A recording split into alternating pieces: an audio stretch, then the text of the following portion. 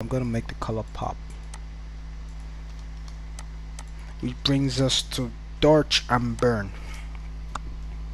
Yeah, you've heard the name before.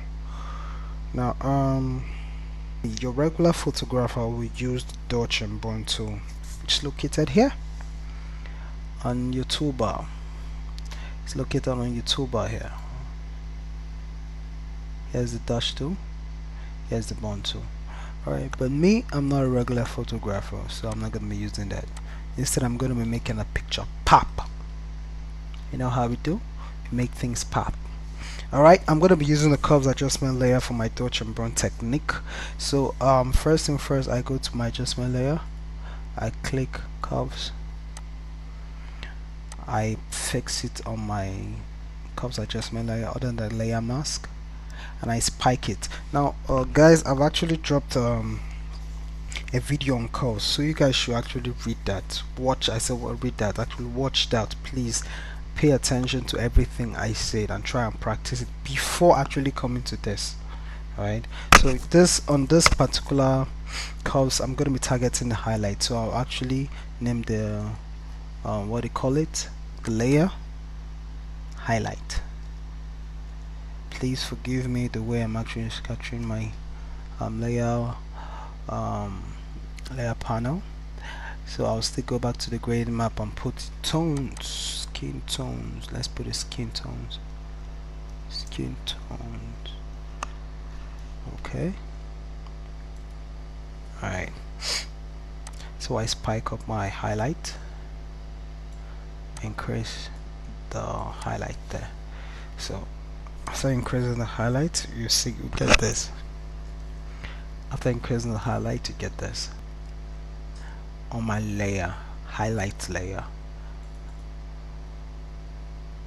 and the blending option pops out. Now these are the different options, but we're going to be using this blend if. Alright, these two sliders here, probably just one. So now I'm going to use the last on the last one there, the line layer. So I'm going to drag it from the left to the right because it has to do with the highlight. If it's the shadows, I'm actually adjusting for, I'll go to the right hand side. So I'm at the left hand side, so I'm dragging from left to right. So I drag it gently. You see how it changes. Part where you see the light focusing on the highlight, that is the brightest part of the skin, you actually stop. Now when you stop there, you want to blend this particular light with that light on the skin. So you hold down alternate and you break it.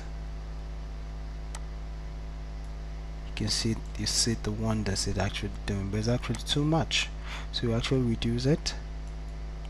Let's make it 74. After making it 74, we invert the marks. Now in this Photoshop, you can just normal click here and invert the marks. Alright, there's several ways to invert the marks actually. So you can actually do Ctrl I when you actually highlighted layer marks, and it actually turns to an inverted layer mask. So I'm inverting it because I want to paint. Okay, inverting because I want to paint, and I'm actually painting on the brightest part of the skin, so I'm reducing the opacity. That's the nose. Oh, that's nice. Pop.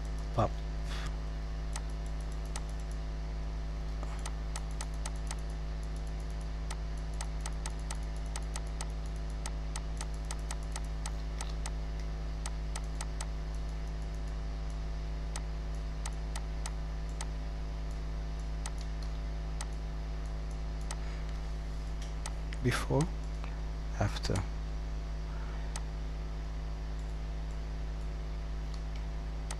Okay. Can always go back to the blending option if you actually think your lighting actually blend well, but to me it's actually okay and nice. So let's reduce this a little bit.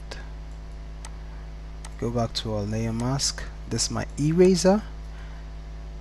I want to get rid of some things. I don't want the light to be appearing everywhere. Okay, is good for me. I reduced it a little bit, 60, before, after, before, after. Alright, this is looking nice for me. Let's go to the shadows. So I click on the curves, and this one I'll call it shadows.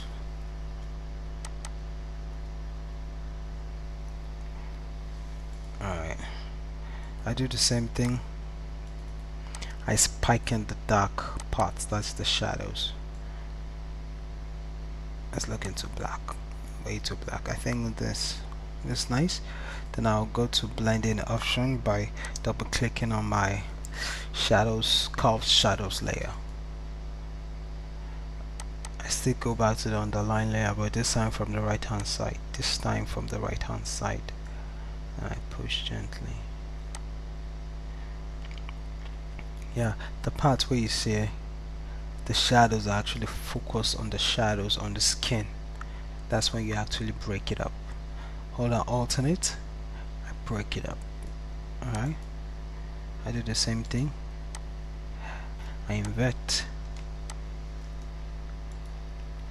Alright guys, what I'm actually trying to do here is I'm going to paint the dark side. I was done painting the bright side and I'm going to paint the dark side. I please reduce your opacity. I'm painting the shadows to, let's say, below 10, 20. Alright, so I'm going to be painting my shadows gently.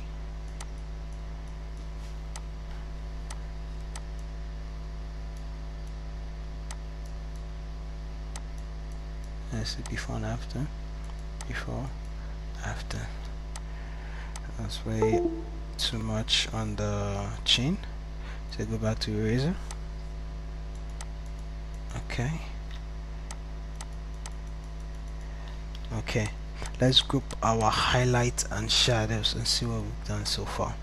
Now the image was looking a little bit flat, so pop in.